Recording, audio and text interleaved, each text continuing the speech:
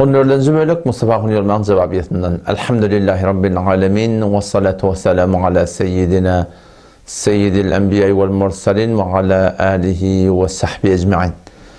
Bizirete şol şeytan, belki şeytanın netağını geçirdiği Türkmen il arasında bedgatlar men tanap barşım şu adı şelim 10 denen tanap verdim. Bizirete şu gurrun iyin alkı çektim. Elbette arada Müslüman doğulumuzun ara düşüp de şöyle Cenab-ı Hafız sana ini Mustafa Hunyolman bir ulası yolmadan kavlanını ondan toram bilmer. Bırak onun hücretinden, onun beylek kötükten, onun övünçek ya sonram omçollan, sonram da ulası Kümüştepe'den şırattan hakkında sana bir falanca ağılsın aydan gurrunma. Şolary bir de bir açıklap bersen biz Turan başında böyle şeyle gurundaş bolniya, aydılya diyliye ve şu gurrun haygati nämeqa şeyle bir da bolumuqa çından yani hafız yoluma bir şeyle bir oňşup bolmayan adammaqa baran yerinden kawulup ya diyen bir de bir şöbhe döregüldeydi.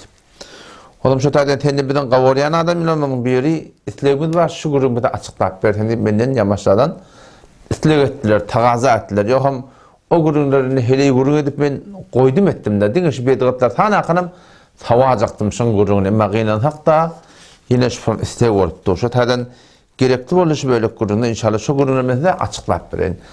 Baştan inim tarihi Mustafa Hunyolman aydan gurunlarını birlikte eşteydim. Ben bu dağlar bu forum cahani paş etmek yadımda da yok da. Ödü keplep, ödü elim cahanı yayramakla sebep bulun. İnni de köp dağıtağılığın yoklarını şöbhet sürü. Sonra geliri indi menden hem çare yok Müslümanlık olup zatları açıklap vermekten başka çare kalaqtı. Birlikte eşleydiğim. Odan sıladani hada ahulun hemmeti yürüdükli. Esas öz ovamızın olukon ahulumuz da mesela ahul yolma diye şol diyecemden nana ya olukon şol ovamızın olukon alımı deyinler he ora garrıydı benimle. Şol vaqt öz hulurumda şunu kavdi. Ovadan gitti kavulli. Akkala vardı. Akkaladan da Abdurrazak'ın rehber diyen adamın hücretine oturdu. Onunla bir neçe vakit oturup şol idetini, şol oğlalarını ayırıp bu da kaldı. Onun omçala gitti. Omçalı Recep Medak'ın Hanefi'nin hücretine vardı. Sana da onun oğlu şol Pakistan vaxtı okuyup gelen Kakıdan Hanefi diye. Bu da şu bilen hem katıra, bu da şundan ilgilenip o da kaldı. Kötüge vardı. Kötük diyen ovada ova lajanahum niyetini bilmeyen şok sürekli miyaşın ovasına var yaşatada kav kulluk etiyerli kavmini karşal yerle bıtadanla şok öz ahulları veren oluşmuyor. Öz ahulları, o da şu hem katları, o da tebliği, bu da tebliği diyen yana. Şolun öz ahulların oluşmanı o sağdanla kavulli. Yani öz ahulların veren kurumlar hamana, başka kişiden istemem var. Kümüştepe var idi. Kümüştepe'de bir ahulun hücretini bak tevil veriyor, sonra kavmını karşalıp taklıya. Ol ahulunu böyle vuruşup, ol ahulunu ayırsıp kayıtıyor. Ama kayıta adamın yanındaki gibi, sonunda dava kişi kayıta ahulunu kabul ettiğini bilemez. Yani hem bir kişi ilgilenip, bir kişi de diğer olup, dine öğrenin ki doğru, kalan adamdan kala. Allah kara tevhid verir. Qabila lekem inim tarihi Mustafa Hunyolman aydan gurrunu ağatının hakkında vuran töhmetler birlikte dinledik. Bölük edip men başardım ora inim tarihin aydan gurrunlarını açıklap verir. İnim tarihi. Ten aytyan ki şeyle bütün ahulla hulatamını yığrenigilliyen. O inim tarihi yığrenmete berekella. Ne yaparım yığrenmeliler rahim olur. Olur ki biz veren taraf botbaya ki bir yerde sen mi olsan sen ne yaparım yığrenmeyecekmiş ağanı. Ağın ortaya gelen meri sen çölün kesilecek oldu inim tarihi. Sizin çölünüz kesilecek buraya. Hem cübüğünden hem karnınızdan. Ne yaparım o da? Ay, kırkı, yüdü, yılı. Bulan harcı veren işimiz yok. Yediğini ne mi harcı oluyor? Olabilir işimiz yok.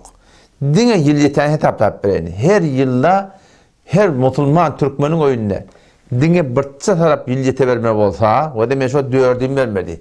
Dedem ayarlı, nenem ayarlı. Ecem de yok, kakam da yok.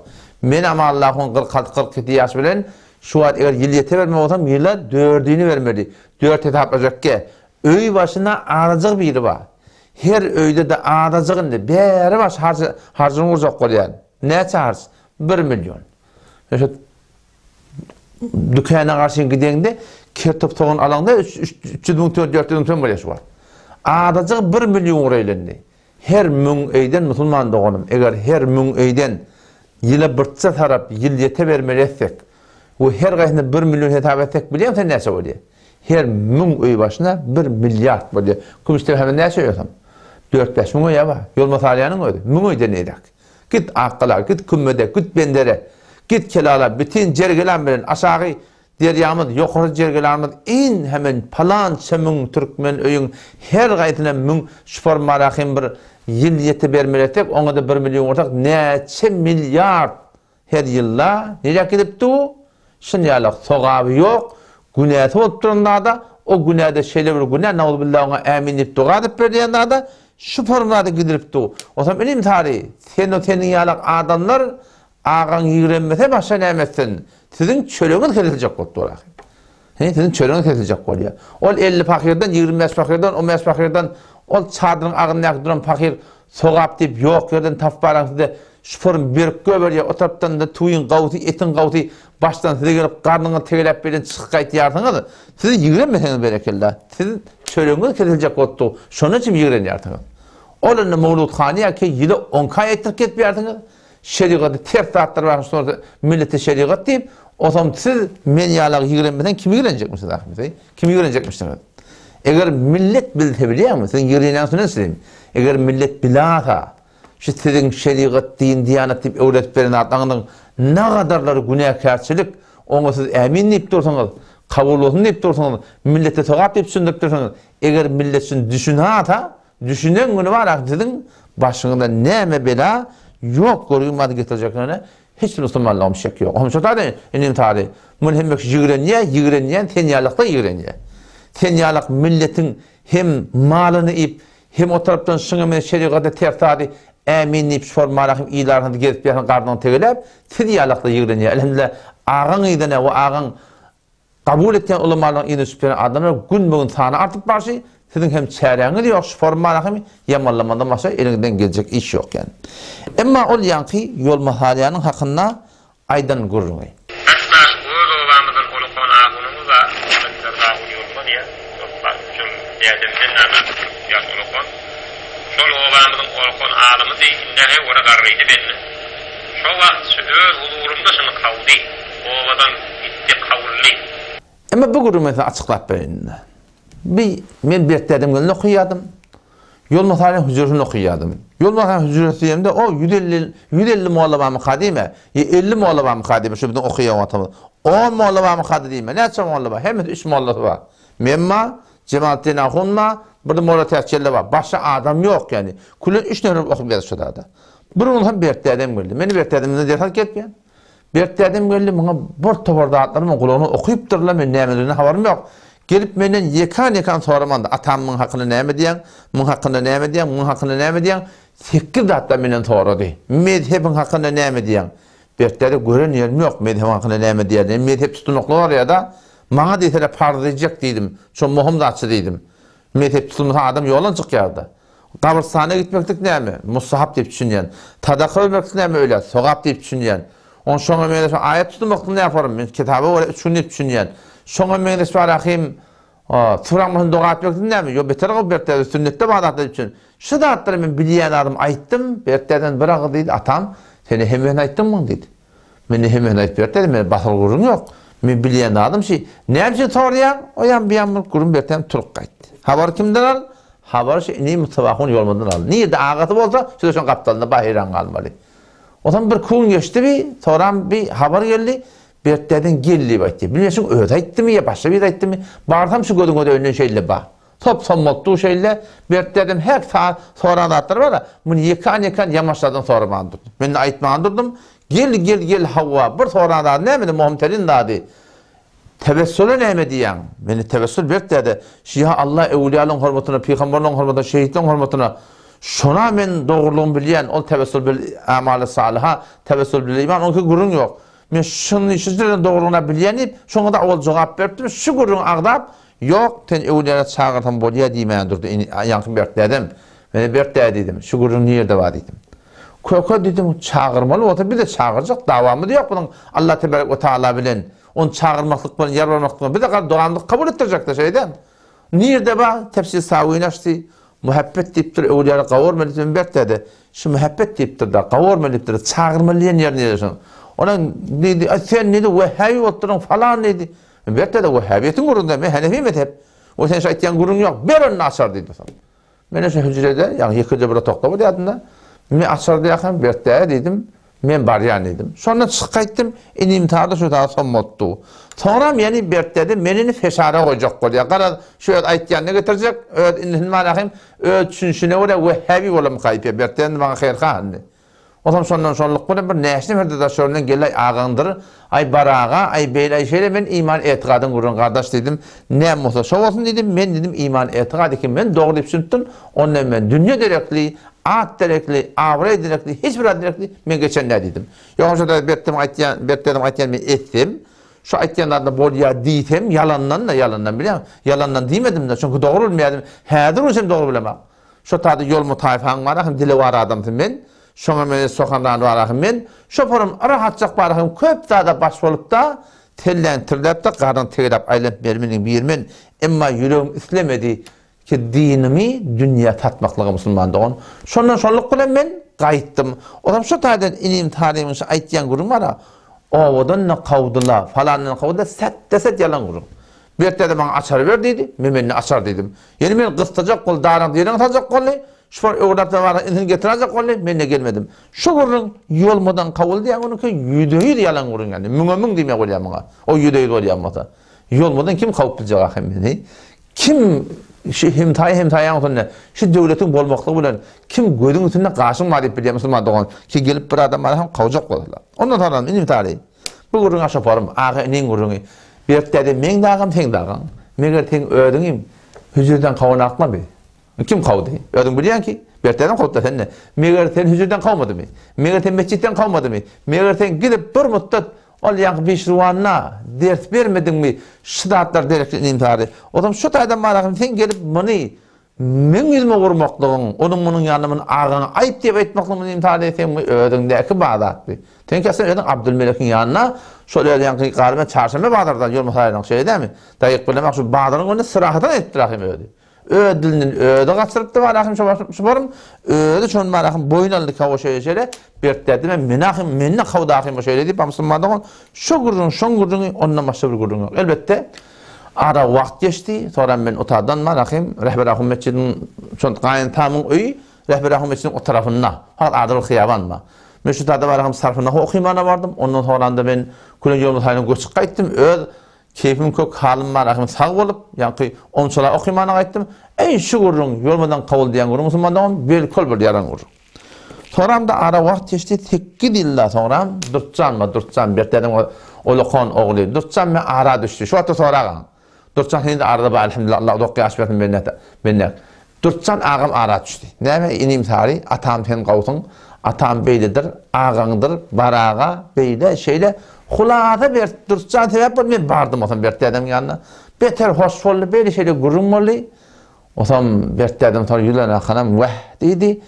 O Allah'dan gayrı çağırmaklık, behevettin falan yine vurat. Ona şirk diye yaptıraydı, kitap dedi. Vallahi yani, billahi yani, tallahi yani. Bertledim olaydan gurrum. Veh dedi ona şirk diye yaptıraydı o dedi. Beni bertledim nerede ettir dedim.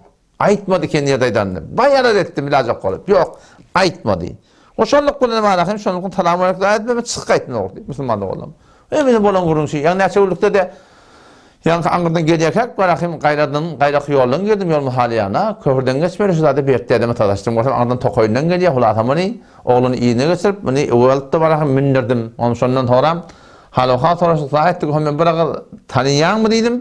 O şeyler ödep ne tanıman atam tanıyadı. Yani kadimat da tanımasan bolacak mı diyen gurun aytdım. Ben de bertde dedim, ulan ustadım, ustad şagirdlikte hayti bir kutahi olan men taraftan afuda var, mağfede var, ha şey deyip elhamdülillah onun rezayetini Allah'ta toyuquşlarda men aldım.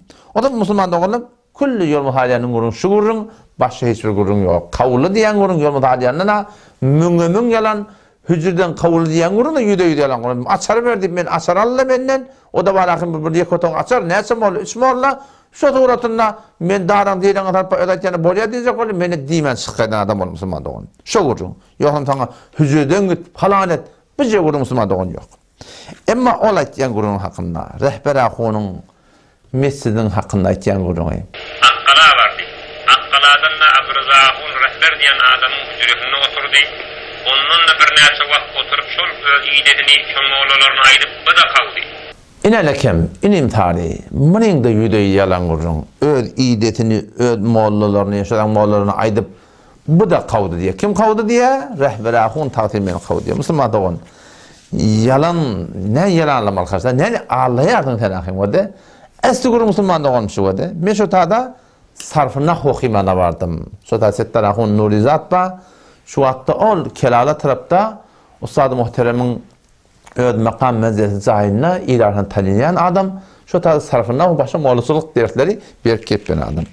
Şu da min yana nah okimana vardım. Sarfı nah blok ders okimana vardık. Palansıda moğlu ba, o zaman bir ağasının kaptanından ayrılan ağına ne yapar başı men. Şu kaptanını sıkan var ağası bir derece yetamasın, burada hatta bilamasın, kardeş aydıptır ha. Sarfı nahu bilmedi yerden mıntaknap olmaya deyiptir. Sarfı nahu bilse de ne olacak deyip sondan tutaklı geldi. Onun yanına var, bunun yanına var, beylek şerek orada ağlan talan atarlı. Bu falandır, Vehhabişine asabla. Şöyle Vehhabi deyip şu gurun ağrı atarlı. Şıllık bilen hücrede bir gurun tarlı. O zaman beni rehber ahun tatlısı çağırdı. Beylek şerek, hücre gurun, yalan gurun yok böyle şeyler. Onu şıllık bilen meşhedada ne çöğülep gelip diye talp edim. Tettar ahun tatlısı o zaman beni çağırdı. Amanca ne mi? Katı bana feşar geliyor, katı kepkurun kenarlı, tenegal kıyın görmeden hayiş ettiyen ten ödün gıda kadar dedi. Kavulu diyen gurun da yalan, rehber ahun kavu diyen gurun da yalan, aslında bir ağını alan kevine benden, sadece tettar ahun, Ustad-ı Muhterem ödüm bana, halalakım dirheniydi, torcak otoran.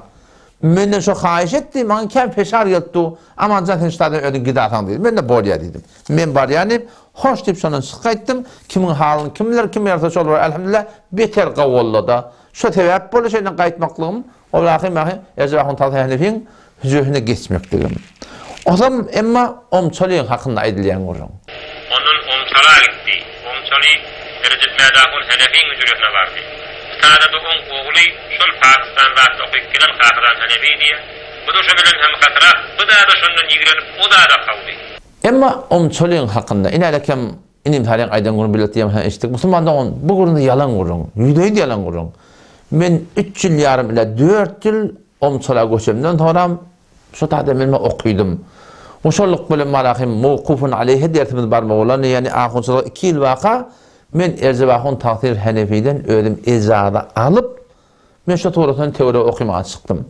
Teori okumaya çıkmaktan sebep olan ne mi? Yolma tayfa, olokon tayfa, nidek vartan ba, şolluk ulema ayeti de kemin, toyu da kemin, o var arasında bulundu senin hantıma adamken, dasa çıkayın da bolacak ki deyip, şolluk ulen takdirden bırakıp ecadalarına ecada vermedi. Ne mi kavulayan şagirdlerinin biri?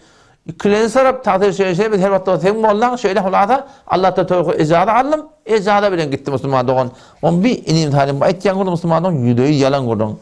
Halkı yalan vergim yok men o de. Bardan sonra halk Erzebahun Hanefi takdir otuy, ama Allah'ın hakkında neyme diyendi, neyme akidan madi, neyme nadarın madi, yani oturdan, devtetten Allah'ın adından, meter neyme öyle ha, ben şundan meter neyme diyen akimede. Halbuki bağ öyle Müslüman doğun, yani oturdan, devtetten Allah'ın adından, ama Allah'ın hakkında ten neyme diyerdin, ten şu hücreden kavdun mu, ten falan ettin mi, şu adesin şun kavvoriyen mi, ya kavvoran ak mı, bundan şey Müslüman doğun, toracaktan sonra, bu hiç bir müşkül yok benim tarafımdan. O zaman bu da gurun şu toratına, bu da yüreği yalan gurun. Ama baraylı kötün hakkında gurun. Kötüge vardı. Kötük diyen ovada, ova bacanahun niyetini bilmeyen, şok sürekli mi yaşın ovasına bari yaşın tada kav, kulluk et yerli kavmını karşal yerli, bu tadanla şun öz ağulları verir oluşmuyor. Öz ağulları, o da şun tabikatları, o da tebliği, bu da tebliği diyen yana. Şolun öz ağulların oluşmanı, o tadanla kavuluyum. Yani öz ağulların veren gururlar bana, başka kişiden istemem ben. Ama bir kötün gurur Müslüman doğun. Bu da yüdeyi yalan gururun o da. Ben kötükte 10 yıl olayı yaşadım. O şolluk bilen kötükte bir bileti Ahmet Çekyet. Ben awal falan şeyler okuydum. Sonra okum tökötük geldiğimde, takassufu Hanefin tökötük geldiğimde, şonda var ben Salih'e gittim tebliğe. Salih'in öğürük geldiğimde aramda bir gururun düştü. Ola kon gururunda ne mi? şu bedigatlara koşulmalı mı ya koşulmalı değil mi? Ola yok yuvaş ayırmalı. Benim kardeşim ben koşulup başlayacak ya. Şuform adam gurun düştü, gurun düşmedik de. Gurun düştü. Şonluk bilen men kulen teşkilattan da atlamak kenara savulmalı oğlum da. Şonluk bilen maraqim bil şu tadı gedip biyat ha kefa alanlama. O yan biyen terene kep gurun bolmadık da. Bolun zat bir haqiqat hal. Yönü mesela 50 yaşak ketmen öyüm ma zadım ma. Şonun maraqim ben törte jere soğup da etpiyadım. Şuada Kümüştepe'den bir çağırdılar. Asanakun körün hücresine çağırdılar. Şeyle tenkep dert verecek boltan dediler. Bir de men dedim arkamda dursan gelecek. O da men duun dedi. Şoluk koy men öz ihtiyarım bilen kepsi gurunu Müslümandan men maraqim berdik. Göçük qaydına adam bir gurundan yalan gurun. Şu hatta bir koydukta her hafta jeletemiz var. Ve elhamdülillah şu suratında var akim bir daştan yakından birini görsek şuparam salamlaşıp halokal hem soruşmayan ne birini Müslüman doğun. Bu gurun hem bir yalan gurun biri inim tarih inan hatta ona var akim yalan biri fayarak. Ha ki ol 40 tane yalan var yalan o şamına uğraq aytıp vermeyin ne biliyor musun? O ağlayacak diye anlattır biliyor musun? Öyle ağlama oturdu. Sonra gemcurur böyle oturdu biliyor musun? Gemcurur böyle oturdu ağlayacak diye anlattır. Ama inim tarih ne? İnim tarih peygamberin teyzin başına koyup peygamberin doğanın menisindeki geyip peygamberin menidesi olup Hudaý peygamber deyip ağlayışlar biliyor musun? Millet eğer düşüne ataşından gene Allah bilen biliyorsa ne yapacaklardı? İnşallah onu güdaşçılar. Siz men bilen tarap dertiniz, Hudaý bilen taraptınız. Indi ben bar edeyim. Kümüştepe'nin gurduğuna. Kümüştepe var idi. Kümüştepe'de bir ahunun hücresine bak tevil veriyor. Sonra kavmını karşılık taklıya. Ol ahununu böyle vuruşup, ol ahununu ayırsıp kayıtıyor. Ama bu Kümüştepe'nin gurduğun hakkında Müslüman da oldum. Kümüştepe'de elhamdülillah ortak geldik. Allah'ta tevfik kırıp kendi rahmetler çektik. Kendi himayetler bolduk. Kümüştepe'nin hücresindeki aşanakın körün hücresine gören teyleğimi hiç yerde men göremek. Müslümandan açık gurrun edip ehtiram teyleği hormat beter zayinladı. Yani üstadın hakkında gurrunmadı şu tadı. 3 yıl boyunca üstadın hakkında gurrunmadı. Şu da direkt çıkayttım. İstifa ver çıkayttım önüne. Şart şiraitimi ayttım. Bir, mezhebe paybendi yoktu. Men mezhepten çıkamak, arada mezhepten çıkmakları var. Ara ihtilaf düşüyor, doğru gurun düşüyor. Kardeş beytme bir kitaptan ayttım. Ama men doğru barmar da dedim. Bir tap sırahatan eğer mezhebe durulmasa men gidecek deyip de ayttım. O şatoratını anancağılık var, onun bunun kefine. O şatoratında gayri muhalletler var. Şöp arada bir neysanak, şu da katı hücrede men aleyhime işlek gitti. Yamanlak gitti men baba dedim. Sonra hücreden kavdiyenine de mescitten kavdiyenine. İşte evine geçin muallah hakkında teleki yüreklük, qarı yüreklük, yürek qaratmalık ayrılsın dedim. Kolata gururlar sıratlarına bolmadı. Efeşkar hatan şey mezhebe durmasılıktan gurun tavalıp da şonluk bilen maraqim men Kümüştepe'de şurada. Şu anda yaşap ben elhamdülillah. Yani hücreden istifa verenin tebebi şu. Bunu da men şahidim ve men yalan vergim yok Müslüman doğanım men maraqim. Yalan hallar yaraksız maraqim. Holoylaken men şahidim ve ilerlekim toracak olan babadan toran soracak olan yankı aşın Honda Cebiden soran, soracak olan maraqim Ahmet Purkudur'dan soran, soracak olan maraqim ola adı ne mon? Yankı Vahap Purkudur'dan soran. Men şagirdlerimizle falan şeymen bilen gedile hemme gurunlarda adı haber var. Öylerde de aydıp vererim ama Allah'ın şolları aşağıdan tağın hücresinden nemeden şimdi qaydaldan Müslüman doğanı. Şu turatında bu da kullu Kümüştepe'nin gurun Müslüman doğanı. Şimdi gelip ettik inim halin son kaydın gurunlarına. Ama hayta adamın yanındaki gibi son değil. Dava şey hayta onu kabul ettiğini bilemem. Yani hem mekisi yiyip mekisten dirar olup dini öğrenin doğru anan adamdan kara. Allah kara tevhid verdi. Havaynım tarihi, hakikat gurun. Her bir ahum molla men kabul edemek. Hemşene ketir de kabul edemek. Ama hayta ahum molla men kabul edemek. Men ol bir ahum molla kabul etmeyen ki Hanefi mezhebe paybent bolmasın. Paybent bolup bilmese lağal haqqa aytsın. Haqqa aytıp bilmese lağal haqqa karşı durmasın. Bir şu ulamalar kabul yaz. Turuşat. Ertijin ödünde Allah'tan netibette cilete var. Mantığı Türk mesela kümmette bütün şol zahidan şu vakıda okuyup gelirlerdi. Üçür yerler bir mehr muhabbet doğuluk. Avvalla elhamdülillah önlüğünü var. Önküden de artsın deyip şu suratını Müslüman doğun biz elhamdülillah Allah'tan tevfik verdiğini Müslüman doğunum. Her kim haqqa tabi olsa, haqqa vara olsa Müslüman doğun biz şunun içinden hosta şuna katı var akim şunu kalben kavur yaz o şuna kömekçi olasında geliyor. Enimin kıyından haqqa var akim yalan vergisi var ayali. Neyme diye? Dini ödün doğru biliyor. Yok neyim tali? Men dini ödün doğru bilemek. Men her kimin her bir datta aytdiyan gibi Hanefi mezhepte bağda men şonu doğru bilen. Tenerin Hanefi mezhep diýende Ten ustaddan sene Hanefi mezhebi ona öyle yakında şey değil mi? Bundan neyse taraf bana ayttım, yine de orla aytyan. Ten başta ödün, ya nay baş Türk meselede kime ananyam olsan mı, kime ananyam fark etmeye. Getir 3-4 bollansız gelin, 10 bollanganı fark etmeye, 100 bollanganı fark etmeye. Bir de palançanı berden barcak, 2 taraftan 2 dürbünle 10 dürbün kurun, hiç fark etmeye. 2 tane daha verdi, 10 tane daha var tikeydi. 2 tarafın maslahatı bilen vaktini belleydi, mekanını belleydi, mevzuunu belleydi.